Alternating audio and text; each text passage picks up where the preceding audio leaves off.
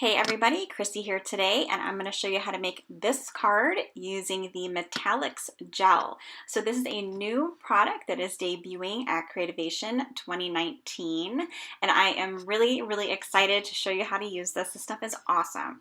So I thought it would be kind of fun to use it to make kind of like a firework looking creation. So the first thing I did is I used some of these inks to create a background. I knew I wanted to make kind of like an evening or night sky that the fireworks would kind of pop up on. So I'm using these Oxide inks. I use these because they're thick and they have kind of a velvety look, and I thought that the metallics would really kind of pop on them. So I'm going to be using the pewter color. There are several colors that are going to be available, but I was excited to work with the pewter because I happen to really like everything kind of like silvery. So that really worked out. So you can see I'm using 3 different inks and I'm kind of going over them. I really wanted to make sure that I had a nice thick layer of inks, and then I just kind of flicked some water on them, and then I let it dry. So now that my card base and background sky is ready, I'm going to adhere that panel onto my stencil here using some purple tape. And I also protected my surface with a paper towel just because it was easier for cleanup. So if you are familiar with the Deco Foil Transfer Gel, I kind of put it on the same way. You can use a palette knife, you can use a piece of paper, you can use your fingers. We actually have a new product coming out that is going to help you really put this metallics on there, but this is thinner. So it goes on really easy, and you can see how beautiful it looks once you're done with it.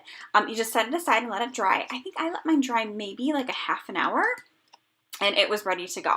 I'm not going to be putting foil or anything else on it, so I don't have to worry about making sure it's 100% dry. It just has to be dry enough that when I adhere the card, everything to the card, it doesn't smush or anything like that. So I want to say it was probably about 25, half an hour. So then the next thing I did while that was drying is I colored everything in. So I stamped a castle onto a piece of white cardstock along with this little singer guy, and I started coloring him in. I'm just using some graphic markers, and I'm just going to go ahead and kind of emulate Cinderella's castle because I thought that would be kind of fun.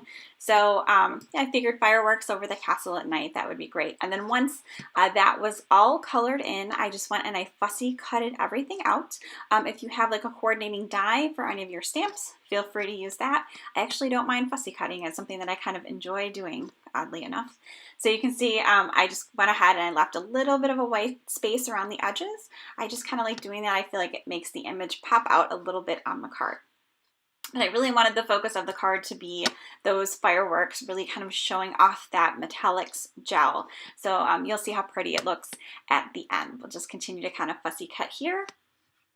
And then because I decided not to put a sentiment on the outside of my card, I stamped one for the inside. So I just took a piece of white cardstock and I put "Have a Magical Day" on there, and then that will just go on the inside of the card. I wanted to have a nice image to focus on the outside, but since I'm using a blue that Gina cardstock here, I wanted to have like a white piece of cardstock. I didn't want to just stamp it onto the blue color, and I thought that that color actually went kind of well with the inks that I used, so that's why I chose it.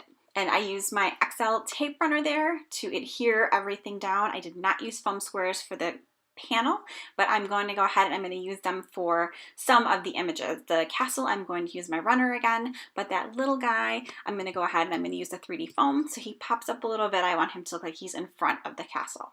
So you can already see there how awesome those little fireworks are.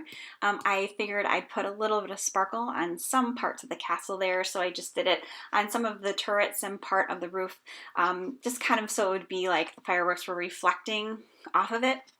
And because in real life they are kind of metallic-y, so I just wanted to emulate that a little bit more and make it look a little more realistic.